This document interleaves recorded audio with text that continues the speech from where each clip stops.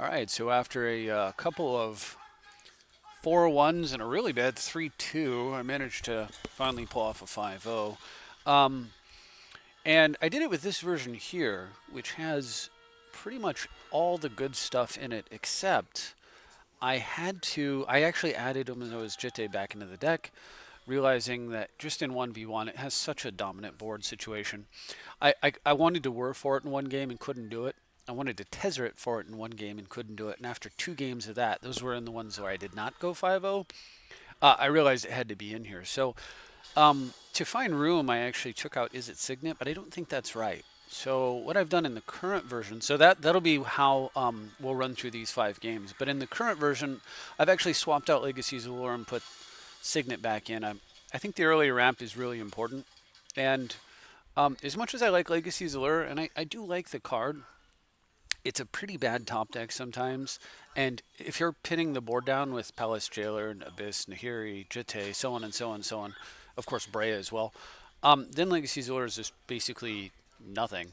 So I think I'll be okay without playing Allure. But anyway, it's in there for these 5 games here. So we'll see if it comes up at all. I don't think it does. I apologize for the background noise, but I'm visiting my family and they're watching a Disney movie with the kids, so it's going to be a little odd. Anyway, here's game one against Baral. Hromotluk playing Baral gets to go first. Peeks at my hand, um, probably peeking at it and not liking what he sees because it has a turn one Weathered Wayfarer. Of course, he may not realize how good that is. All right, so first things first, I want to immediately go fetch the most important land in this match, which is Cavern of Souls. I'm going to play Confluence next, only because, first of all, I didn't want to play Boilerworks and discard, and secondly, I want to Tithe, and I'm hoping I can draw out a counter here, and I do, which is not good for him because counter spell on that was, and he throws away Mox Diamonds, amazing. Too bad because I actually drew by force. Anyway, so we'll go ahead and Wayfarer into Ancient Tomb, Tomb into Felwar, and pass with the counter magic up via either Muddle or Leak. I take some damage here. But now I have set myself up pretty well, so we can now cast a Breya with Ancient Tomb mana available. I'm not going to attack with Weathered Wayfarer because oh yes, I am. I'm sorry. I am going to attack with Weathered Wayfarer because he could possibly Vendilion Click, but that's about it. All right, so when my opponent taps out for think twice flashback, I'm going to go ahead and take down his Baral. My opponent has no play, and I find Force of Will so good right now. Oh, don't lag on me, please. Okay, so in with Breya. Boiler works up a land so that I can potentially Wayfarer. There's no point in attacking for one extra point of damage with Wayfarer when I can use him to draw a card. Oh, that's what he had done. He floated Ancestral, so it's got, 3 counters on it. Alright, so my opponent did play a land, so end of his turn I'm going to go ahead and fetch a Chancery. Only because, yeah.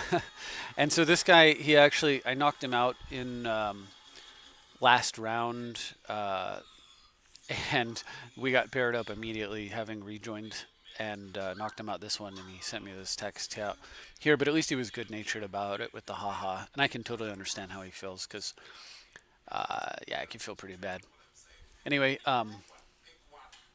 round 2, I've got Devaya Jagunin, and he is playing... I love you. I love you too, son. Hi, And he is Dada. playing Animar. Hi, I'm talking to the computer right now, son. All right. So Animar, he doesn't get off to a crazy start. I have a bit of a slow hand myself. See Grindstone, so I assume he's playing Painter's Servant. So it'll be something to watch out for, but unless he's got enough mana to slam the Servant and use the Grindstone on the same turn, I don't need to worry too much. I suppose if you're running Grindstone combo, you probably should run Lion's Eye Diamond. That way you can go first turn Grindstone, second turn Painter's Servant, LED, activate, win. All right. So I fetched a bolt and used it to bolt Nanamar, and then Winter Orbed. My opponent's been rebuilding his board slightly, and I decide the play here is the Abyss. I do apologize for the sound in the background. All right, so the Abyss is going to start eating creatures. Gaia's Herald down for the count. Beast color down. All right. And I tap out for as foretold. It's a little bit risky, but the reward is so high that I feel like it's worthwhile. And with Mystical Tutor in my hand to recover from most things my opponent can do, it'll probably be okay. This turn he goes for a Caustic Caterpillar, so I counter it, hoping he has no follow-up, and he does not.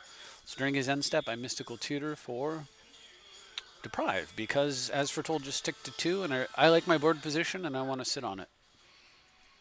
All right, opponent goes for Glenelendra. That's a pretty good Deprive target. I could have let the Abyss eat it, but I didn't want to lose the kind of tempo I might lose if I were to let Glenelendra sit and play for a couple of turns. And look at that nice top deck, Ancestral with an As Foretold out. I'll take that before I play Jace. Um, I'll just take 3 cards right now rather than draw 3, put 2 back. I can do that later. And speaking of later, it is later is now. I'll go ahead and close the game chat here. So at this point, totally running away with the game. My opponent has to discard here. I'm going to cast Tithe at the end of his turn just to see if I can get him to spend some mana, since he's going to have to discard if he doesn't. He's not that foolish, though. Okay. Jace away. Get a free Worn Power Stone.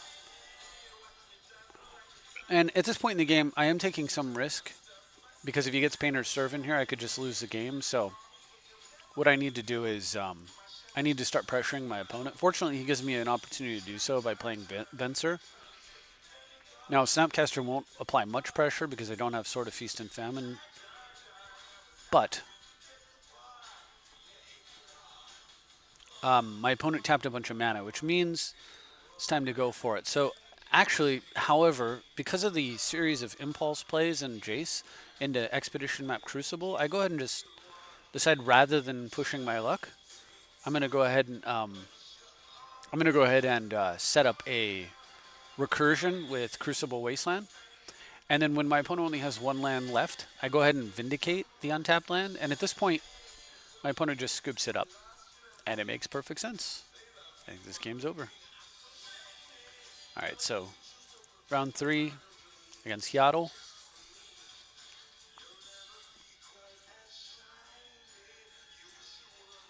And my opponent, I've got a pretty good hand. My opponent's playing Bruise Thrasios, so I have twice as many commanders on his side as I have on my side. Seems pretty unfair, but we'll do what we can. All right, so Lightning Bolt early to take out a Quizoli Pride Mage and follow with a Signet is really nice. Opponent plays Thrasios, and of course, I think you see what's coming here. And it is a very happy Palace Jailer, so let's nail that commander. And my opponent wisely, I think wisely, puts his commander under the Jailer rather than making it cost +2 and putting it in the command zone, so that he has the potential to get it back. Oh, so he's got Palace Jailer of his own. He gets his commander back. Well, not too shabby. I'm going to have to play Breya land tax pass. But my opponent's playing Palace Jailer games with the Breya deck, and that's pretty hard to do. All right, so he gets Prophet of Krufix out. I get to land tax, and I get to take the full 3. And send in the Thopters in order to steal the Jailer right back again. And this time, I'm going to rejail his commander over the Prophet, because I just want to kill the Prophet. I don't want to play around with that thing being in play. With the Monarch on the stack, I have Empiric Tutor. And my opponent has a Solemn Simulacrum he'd like to flash in. I'm going to go ahead and Mana Lake that. My opponent swords to Plowshare's Breya in response. In response, I sack Breya to kill Prophet of Krufix. Solemn gets countered. Vampiric Tutor resolves. Then the Monarch resolves. And then I Swords to Plowshare's his Jailer to ensure that there's no realistic way he can attack me here and take the Monarch back. And then with control of the board, my opponent has... Now he's down to only playing 1 commander like a normal person, and that's not enough for him from this position to win. And so he gives in. All right, so we've got Simonize next. A very long game. And as you can see, my last opponent was a WotC coverage player. I'm not sure what that means. I don't know if it's a streamer or what. Anyway, I had to mulligan. I'm playing against Olivia Voldorin, which is interesting. I'm real glad for this early spell pierce. I was thinking I might get hymned here. Instead, he goes for a map. Because he could get Wasteland, and I, of course, have Chancery in my hand, I definitely do not want him to get that Expedition map. So I go ahead and counter that. But having drawn a Signet, I decided to play a turn 2 Signet over a Confidant or Jailer. And I was real glad I did, because if I had not, I could not have indicated that Hypnotic Spectre right there, and that would have been major trouble. Of course, he gets a Liliana out, and that's still major trouble. But I drew Yawgmoth's Will, however, it's not really useful right now, so I'm just gonna. I think this is a bit of a misplay here. I should have played Palace Jailer and then let him exile it, and then I could have drawn an extra card. But on his turn, he plays Crucible into a. So he kills my Dark Confidant. So I follow up with a Yawgwill finally, getting red. Badlands in case my opponent has a way to deal with my Signet. Also I wanted to recast my Dark Confidant. Alright, so he makes us both discard. I throw away Toxic Deluge. I have Confidant out now. He plays Olivia and shoots Confidant, and I think, okay, here's my chance. Palace Jailer the Olivia. He puts his commander underneath another player who knows to do that, I guess, and I bolt away his Liliana. Now, on his turn, he activates and swings with Lava Claw, and of course, he's got Crucible, which means he gets to replay it. But I do get to at least chump block for a turn, which gives me time to get Breya out. I play City of Traders into Worn Power Stone and pass. So I can hold the line for a while and let the Monarch do what the Monarch does. Unfortunately, Nahiri, while an amazing card for removal, will not actually remove Crucible because my opponent's not tapping it to do its thing. And he has a doggone vampiric, uh, what is this, Vampire Hex Mage.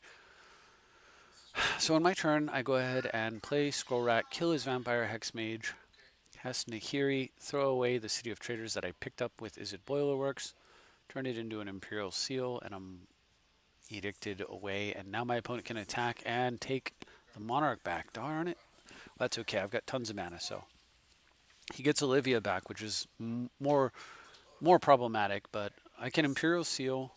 I've got 1 mana floating. I go ahead and Nahiri into the card I sealed for, which is Winter Orb, slam the orb, and how is he going to activate Olivia with no mana?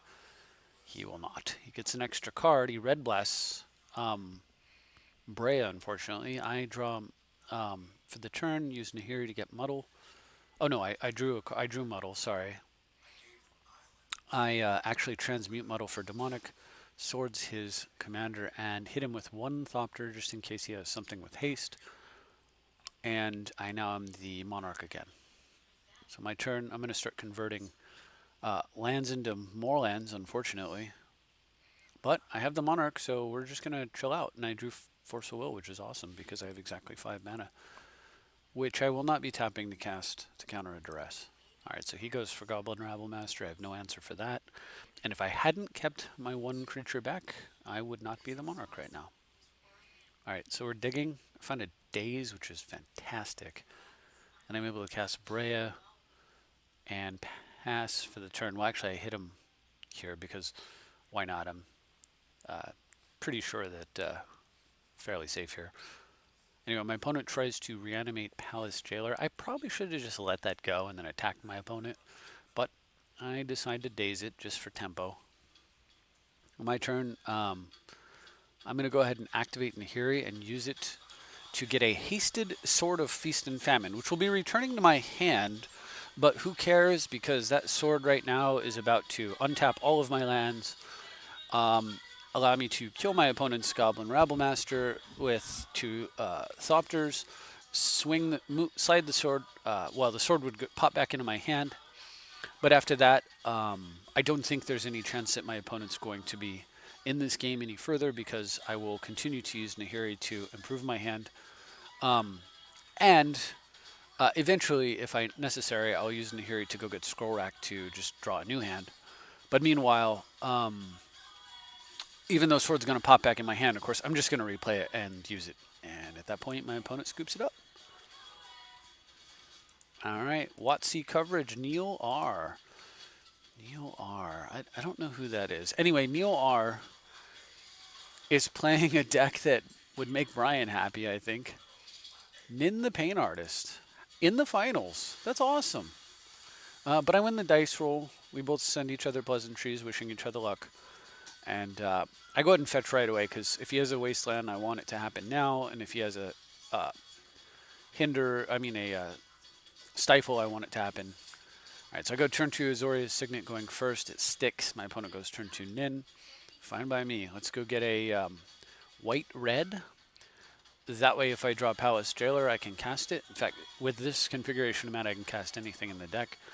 Um, that costs 4 or less, and as soon as I play a land, I can cast anything that costs 5 or less. Opponent repeals one of the Thopters, which is a bit of a pain, but not the worst thing in the world. At the end of my opponent's turn, he plays a land. I go ahead and Mystical Teachings. He draws 2 cards in response, oddly enough.